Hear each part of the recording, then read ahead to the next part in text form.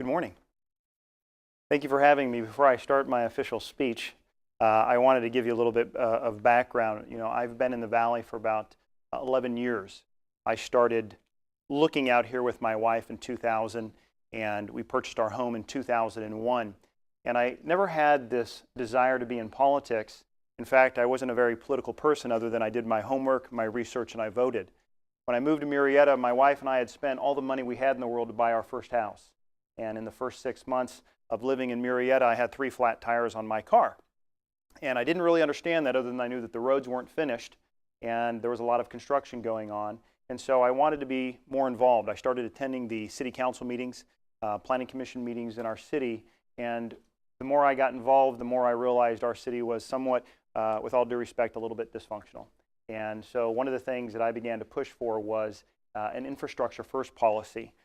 What happens, someone told me a long time ago, before you get elected, you are an activist, and once you get elected, you're part of the system. So I try not to be part of the system, but I knew that there was something wrong in our community, and that's why I got involved. We are married. My wife and I are married. We have 3 children, 19, 7, and 3. My 19-year-old is off at college, and we have our 7 and 3-year-olds at home. But I am very glad to be here today. I enjoy this area. We love it. We were looking, and we talk, and I'll talk about in a few minutes, about building that community for my family and I.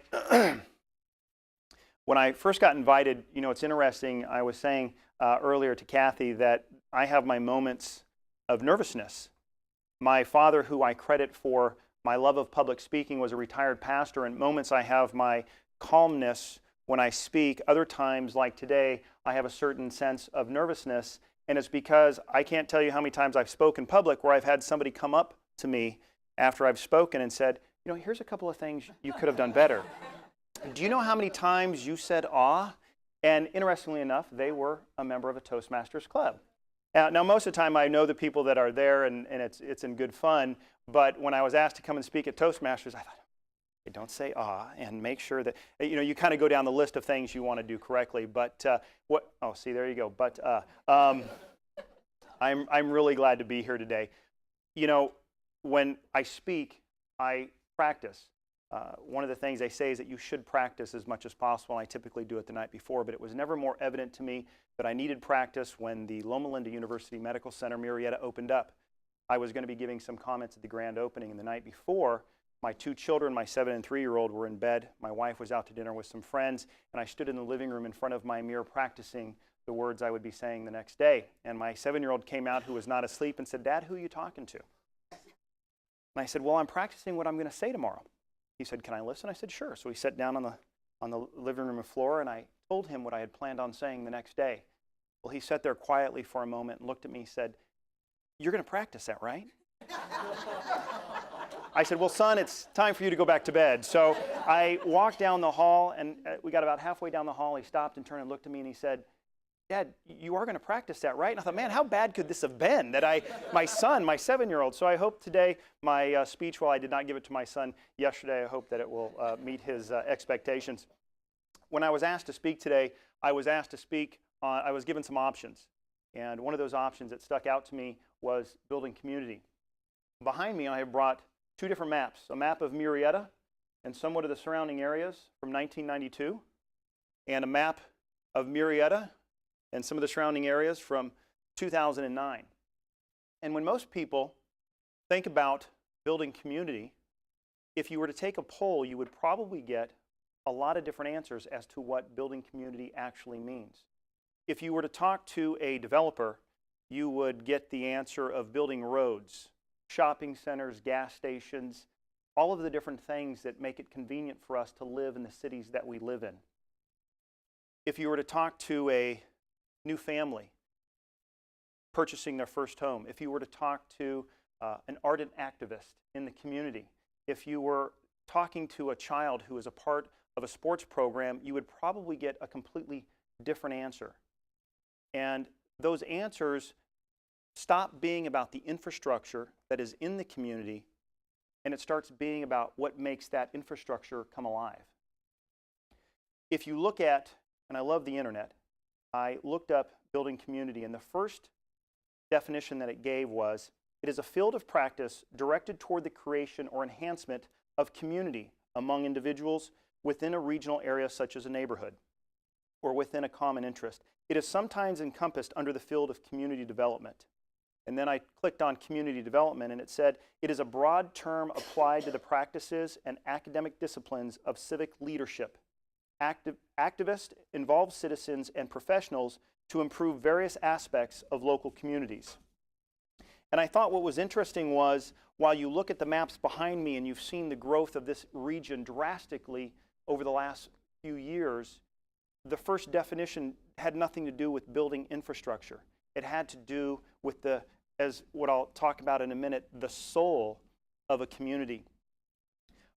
I look at myself and my family as the perfect example of both answers to that question, what is building community? When my wife and I first got married, we got married in Los Angeles, and we created our family community between my wife, myself, and my daughter. When you look at my wife and I coming out and purchasing our first home here in Murrieta, we got to know our neighbors. We became friends with the people around us. We created our neighborhood community. When I became involved in politics, my wife and I began to know the people, the elected officials, the people involved in the community, and we created our political community. When I got involved and was appointed to some different boards, was part of board of directors on some nonprofits, we got involved in helping the different areas, and we started creating our nonprofit community, if you will. But on the other side of it, when we moved here, I was appointed to the Planning Commission, and I became a part of that process where I approved some of those roads, the buildings, the restaurants, and so I became a part of that infrastructure community. And now as a city council and the mayor, on our last meeting, I resided over a meeting where we approved, or tentatively approved, our general plan, which again becomes the planning community, if you will, for the next 20 years within our community. So when you look at building community, it's not just about the roads. It's not just about the storefronts. It's about the people who are involved, the activists who are involved, the non-activists who are involved that come together to create a community. So while there are two different answers to really, it's very different but two very important parts of the community, it's all about what makes your community whole.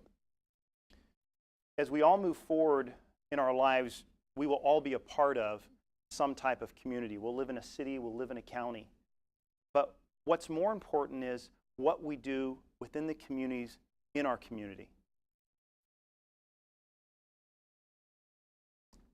The city councils in our area, as mayor of the different cities, we always take infrastructure as very important. When you look at the way that our city has grown, in 1991, we had roughly 20,000 people.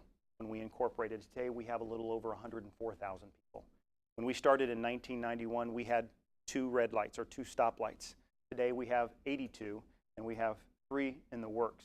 The amount of roads that we maintain have increased. So all of the infrastructure is very important.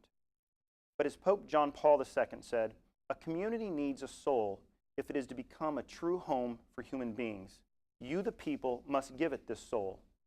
So while we take the infrastructure very importantly, it is what we do. It is how we impact, how we participate within our communities that gives our communities its soul.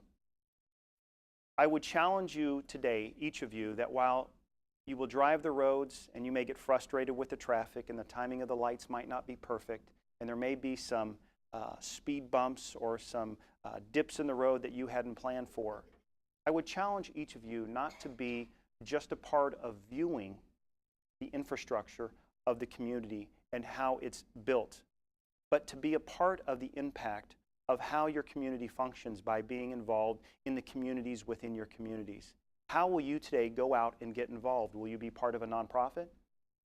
Will you be a part of the person who comes to the city council and says, I have an issue, I have a concern?